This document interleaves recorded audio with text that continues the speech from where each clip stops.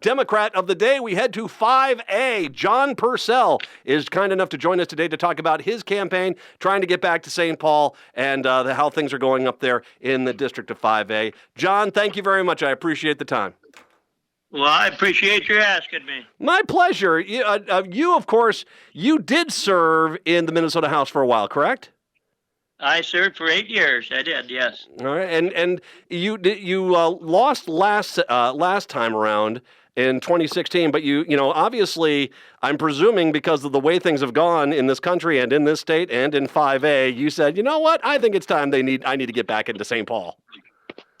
Well, I'll just certainly tell you that it's really hard to sit on the sidelines and watch what is going on, both within our state and nationally. And that's my impetus, as always, is to try and do good for working folks. That's where I come from, and make our tax system fair. Everybody pay their fair share, including corporations. So those are the things that drive me to want to get back in, and definitely a different atmosphere in 2018 as opposed to 2016. I think you've heard it too, everybody's saying it, that the Make America Great Again was the best campaign slogan since a chicken in every pot some 60, 80 years ago. So, people bought into that, and look what they got. Well, I think that let's not mix words on this too. I think they were saying stuff people weren't. They liked the slogan. They liked what Trump represented. They didn't like what he was saying, because when he's saying stuff like, "Oh, I'm going to give you better health care that's cheaper, but you're going to get rid of the Affordable Care Act and you're not going to expand Medicaid, Medicare. How exactly are you going to do that? Don't ask us. We're just going to do it."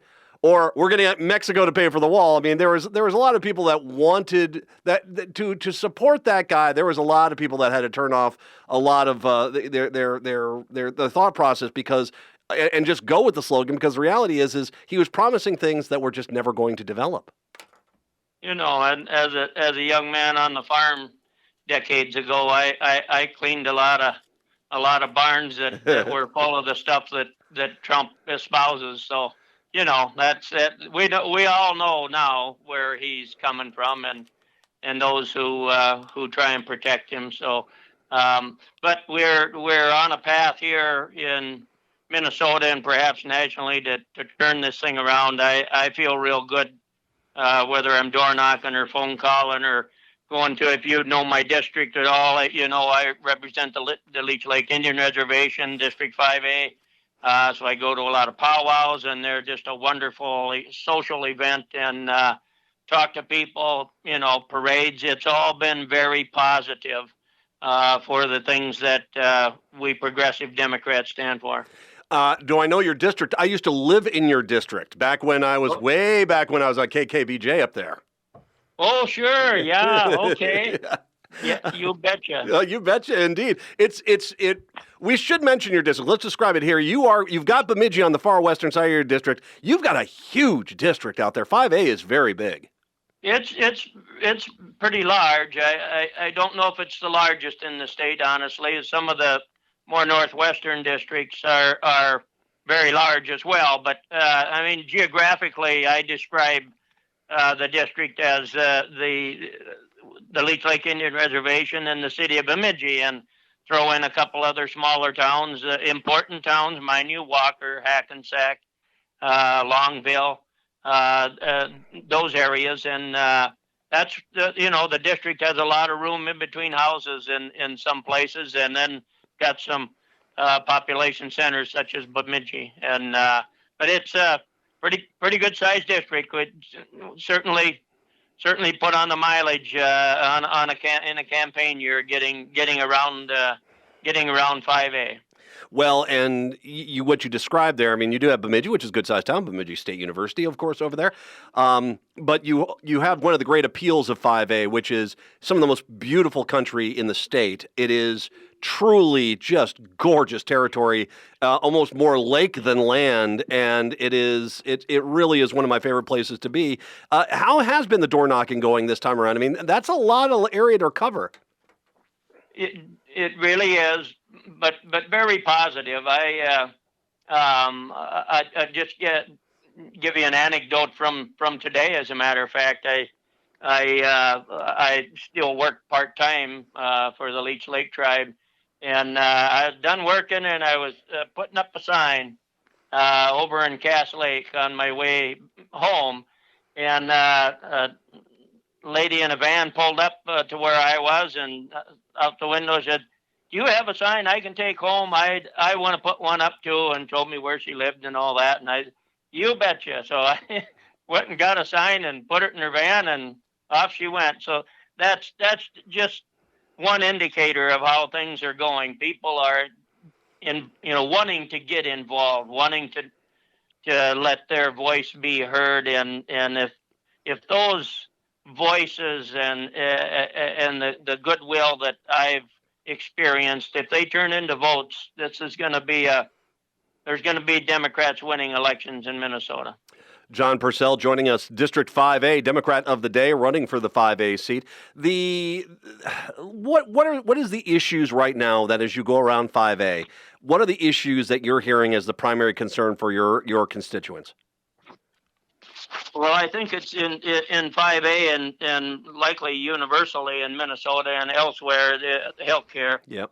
And you touched on that earlier on, and we do need to get this figured out. I think we were on a reasonable path with the Obamacare, but of course that President Trump, being the racist that he is, he couldn't stand anything good that President Obama did, and that really comes through, and that bothers me a lot. That he is that way. But so we have the Minnesota Care buy-in that the Republicans in the state of Minnesota didn't want to offer to everybody that would qualify for that. That certainly would have helped a lot of Minnesotans. But I'm just of the core belief that getting the for-profit out of healthcare is not only the good thing to do so everybody can have coverage, but I think it's the ethical thing to do. Profiting from other people's misery isn't I don't know what books you read, but if you look at any of the books that talk about ethics, that's going to be one of the high points. So that, if we do that, we'll be fine. Everybody will be able to have the health care coverage in health care in general, not just insurance, but the health care, so they can go to the doctor when they need to. And that's if we practice that kind of health care in Minnesota, we're going to save ourselves some taxpayer dollars, because there's always folks that have to go to the emergency room. A lot of that's paid for by us taxpayers, and we need to do it. That's our moral obligation. But if we have health care coverage on the front end, and including mental health coverage, I will add, that's very important, that we're going to save ourselves some dollars down the road. Not only is it ethically, I can say this as a Catholic, it is the most Christian thing you can do, is to make sure you take care of people, because as I always say, I'm pretty sure Lazarus was a pre-existing condition. So, needless to say, it is an issue there, which, and I mean, I guess one of the things is, if someone wants to buy supplemental insurance or a gold-plated healthcare plan outside of a healthcare plan for the masses, that's perfectly fine. That's well within their right. They want to do that, knock themselves out. But if we can't get people, I mean, I was talking to one of the Democrats of the day not that long ago. They had a person die of the common cold. They had a cold, it got out of control, and they died. And in a society that has as much wealth as we have, the fact that is going on is just completely and totally unacceptable.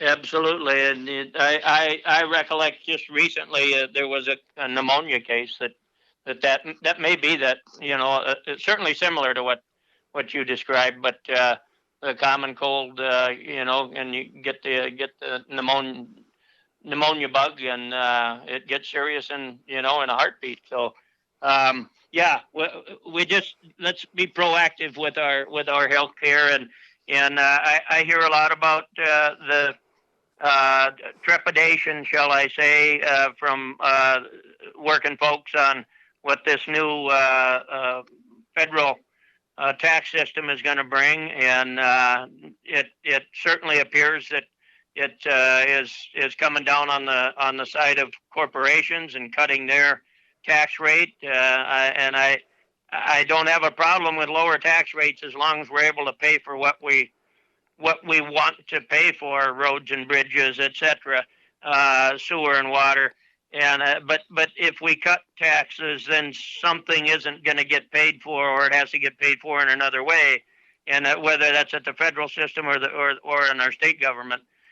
So those are the tough decisions to make. How do we continue to have a world-class economy in the state of Minnesota, and keep working toward the goals that we set for ourselves of having an integrated economy. Everybody's got a fair shot at a good job, and our kids have a world-class education opportunity at least. But those things take money. Our education system is good, but it can be better. It can be better. I talked about mental health earlier. We need more mental health workers in our school system, just because schools are often the place where we see within a child won't show up, for instance. And I don't know if you've seen the statistics here for Beltrami County, which part of District 5A includes Beltrami County. The out-of-home placement costs, I believe, second to none in the state of Minnesota. And a lot of that's the opiate crisis that's going on. It's really demolished some families, and Beltrami County is millions of dollars in the hole because of that. So we need to get out ahead of this stuff and stop just treating symptoms and be preventative. And I think part of that, at least as I mentioned, is mental health workers, social workers in the school system. You also, once again, you mentioned you have a large Native American population within the district. What are some of the issues that the Native American community wants you to address? Well, I think some of the most of the same issues. Good health care. I know we know the Indian Health Service is available. The federal system. Excuse me, the federal system for Native Americans, but that's not what it needs to be. And so many Native Americans are dependent on health insurance coverage and have it through work if they're fortunate to have a job. Housing is an ongoing for many areas of the state that don't have a real abundance of wealth, and that certainly describes District 5A, one of the poorest districts in the state of Minnesota. So housing is very much an issue for Native American and non-Native alike. I mean, it's just an issue that, and if we get good job opportunities for folks in Minnesota, that sets the stage for somebody's got a good job and they can buy a house and take care of their family needs. By golly, that's another way that we save ourselves taxpayer dollars down the road. So it just makes sense to make these investments on the front end as opposed to waiting to dealing with the symptoms of the problems. And that's what I have tried to do and what I intend to do if I get reelected.